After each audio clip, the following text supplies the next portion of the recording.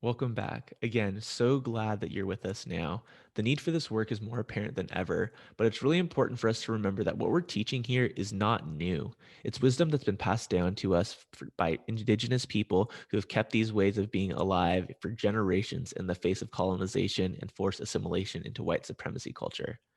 With that in mind, I invite you to take a moment to acknowledge the people whose ancestral land you're on right now.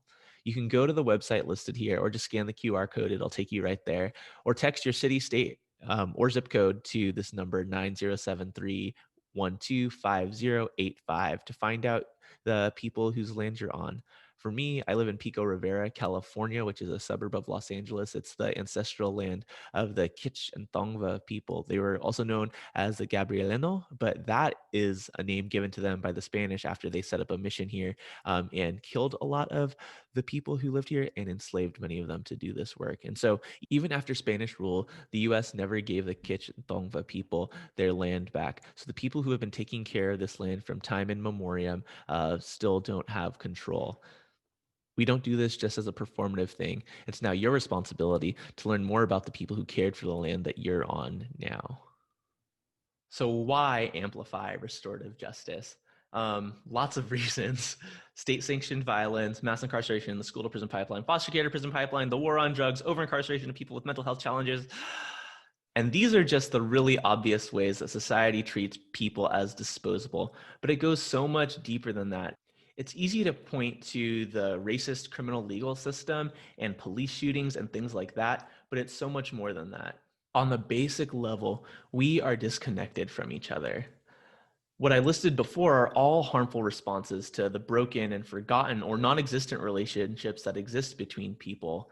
When you are in a relationship with someone, you're a lot less likely to harm them, and you are a lot more likely to help them out. You're more likely to try to understand and not rely on these punitive systems, right? Racism, sexism, heterosexism, ableism, classism, and other forms of oppression continue to separate us from each other. And this shows up, again, not just within ourselves, but systemically in the institutions we participate in, between the relationships you have with people in your family, at work. And a lot of the times these things are internalized. And so when we are talking about amplifying RJ, it's not just about letting people know about restorative justice, which is important. We want to amplify this work within ourselves. Sometimes when we say the words decolonization, people just say like, oh, you want us to go back to insert time period here. And that's impossible. That's never going to happen.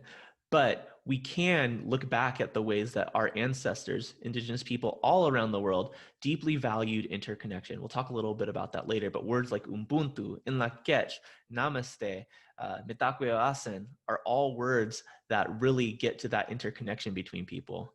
We can learn from their triumphs and mistakes to build a more just and equitable world for our children and for generations to come. So the way that we define restorative justice here at Amplify RJ is that restorative justice is a philosophy and set of practices rooted in indigenous teachings that emphasize our interconnection by repairing relationships when harm occurs while proactively building and maintaining relationships to prevent future harm. Another way I like to sum up the why behind Amplify RJ is really well captured in this excerpt from a sermon by the Reverend Dr. Patrick T. O'Neill. Among the most accomplished and fabled tribes of Africa, no tribe was considered to have warriors more fearsome or more intelligent than the mighty Maasai. It is perhaps surprising then to learn the traditional greeting that passed between Maasai warriors. Kasirian Ngera, one would say to another. It means, and how are the children? It is still the traditional greeting among the Maasai, acknowledging the high value that the Maasai always place on their children's well-being. Even warriors with no children of their own would always give the traditional answer, all the children are well, meaning, of course, that peace and safety prevail, that the priorities of protecting the young, the powerless, are in place, that Maasai society has not forgotten its reason for being, its proper functions and responsibilities. All the children are well means that life is good. It means that the daily struggles for existence do not preclude proper caring for their young. I appreciate this reading for a number of reasons. First, when I first learned restorative justice and circle keeping from Aura, she opened our training with this reading, and so I like to keep that tradition alive. Second, it's a reminder that the Messiah, who still are here today, still use this greeting, right, and have for generations and generations. This value of taking care of the children, the powerless, is such a high value that indigenous people have held. And we've forgotten that for a number of reasons. And third, right now, in the world that we live in today, it might be really tough for us to say all the children are well. And so the work of Amplify RJ is to build a world where the children are well, where their needs are met, where they are cared for. So why are you here? I'm assuming a couple things. One, that you're here to continue or maybe begin your journey of becoming a restorative justice practitioner. And two, you're here to continue your internal work of becoming anti-racist. In the words of Angela Davis, it's in a racist society, it's not enough to be non-racist, we must be anti-racist. Neutrality just upholds the status quo, which where we are is racist. But really, why are you here? I'm assuming those things are true for you, but there's something deeper than that. And so I want to give you a moment to just stop and reflect. What brings you to this place today? Beyond those reasons, and beyond that recommendation from a colleague or a friend, what brought you here? What do you hope to gain from this experience? What do you hope to do with this knowledge? As we close this first module, I want you to do a couple of things. First, be open to hearing a perspective different than your own. Lean into curiosity instead of judgment. Similarly, with number two, if you feel discomfort, sit with it. Reflect on what's uncomfortable and why you feel that way. You're going to be exposed to some new ideas, and we invite you to really explore them. And finally, keep learning in community.